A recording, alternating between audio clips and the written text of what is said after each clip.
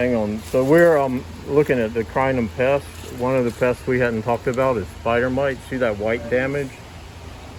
That's a hell of a lot of spider mite. That's a lot of spider mites. So the only... It's like the magnet in here to get spider mites. That's my first indication that we have spider mites in here. And what would you do to get rid of that?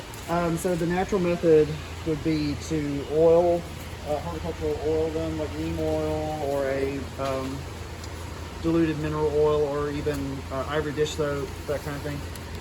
Now the chemical method would be a little bit extreme. The chemicals used for killing spider mites are usually like a neurotoxin. And what about the mechanical method? So usually you would whack it down and then treat it with oil as well. That's what I would do. Yeah, and that's what I usually have done. I was trying to keep the foliage because on this one it has the stars, like, well, Han Ire.